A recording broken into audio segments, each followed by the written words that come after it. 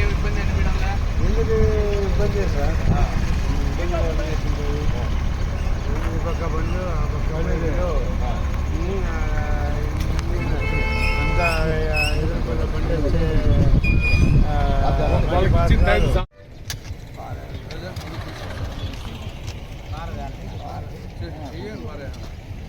తీసుకునేవారు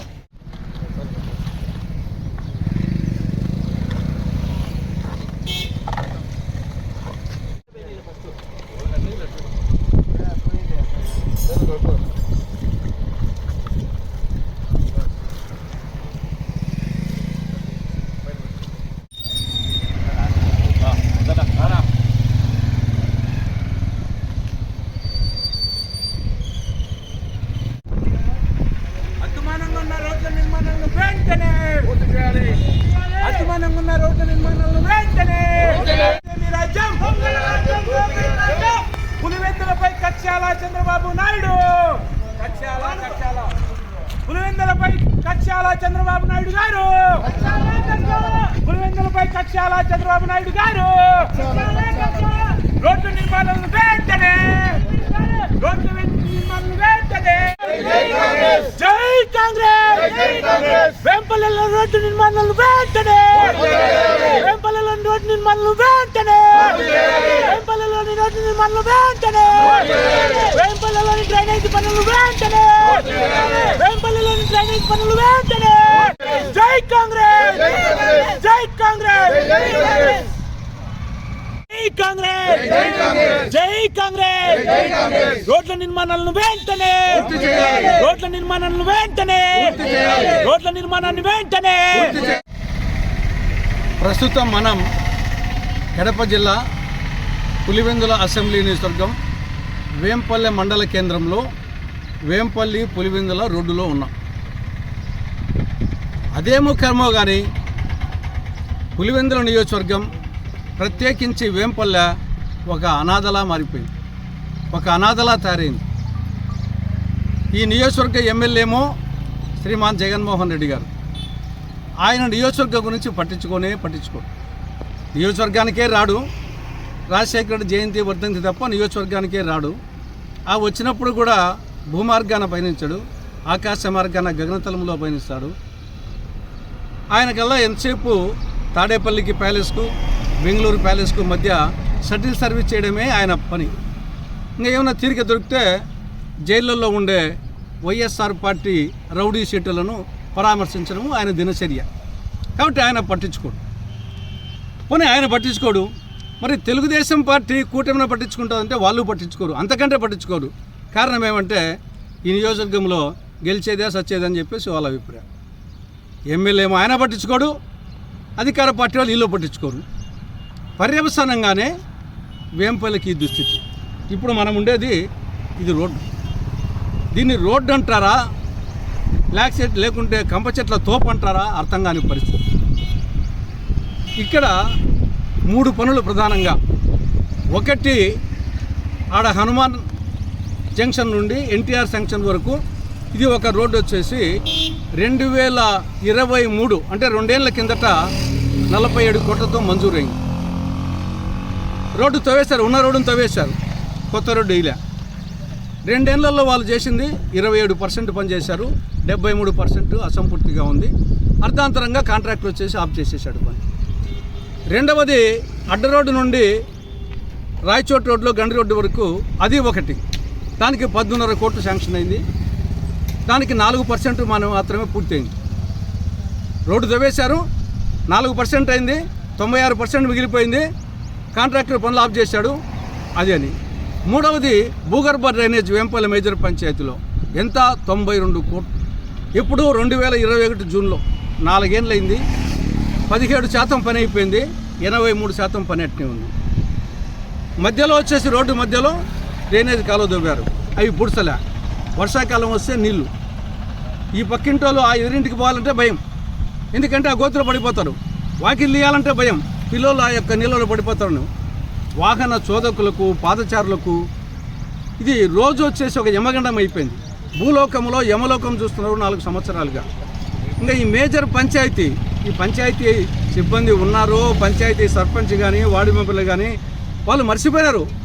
నేను సర్పంచ్, నేను వార్డు మెంబర్ము, మేము పంచాయతీరాజ్ సిబ్బంది జీతాలు తీసుకుంటున్నామని చెప్పి మర్చిపోయినారు. ఒక విధంగా చెప్పాలంటే ఈ పంచాయతీలో పనిచేసేది పరిస్థితి సిబ్బంది కాదు, పందులు పనిచేస్తున్నాయి. పందులు తెల్లవారుజామున గుర్రు గుర్రు గుర్రు అంటూ అవి అంతంతో క్లీన్ చేస్తున్నాయి. కాబట్టి కనీసం వేంపల్లె ప్రజలు కొంత అప్పుడప్పుడైనా రోడ్ల మీదకి వచ్చే పరిస్థితి ఉంది. కాబట్టి ఇంత అధ్వానంగా తయారైపోయింది. ఇది మొత్తం కాలుష్యం. ఢిల్లీలో అప్పుడప్పుడు ఇసుక తుఫాన్లు వస్తుంటాయి ఎండాకాలం, కానీ వేంపల్లెలో రోజు దుమ్ము తుఫానులు, ధూళి తుఫానులు. నిజంగా పోస్ట్ మార్టం చేస్తే వేంపల్లె ప్రజల లంగ్స్ అన్నీ దుమ్ము ధూళితో కూడి ఉంటాయి.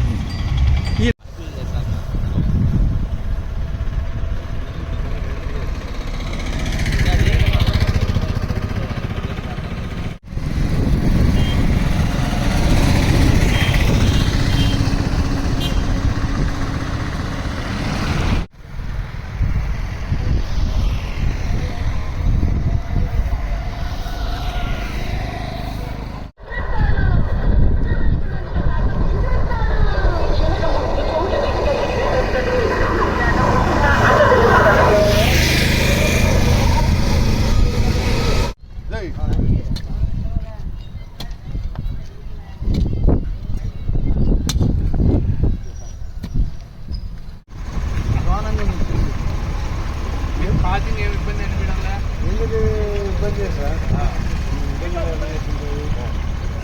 ఈ పక్క బండ్లు ఆ పక్క బండ్లు అంతా ఎదుర్కొన్న బండి వచ్చే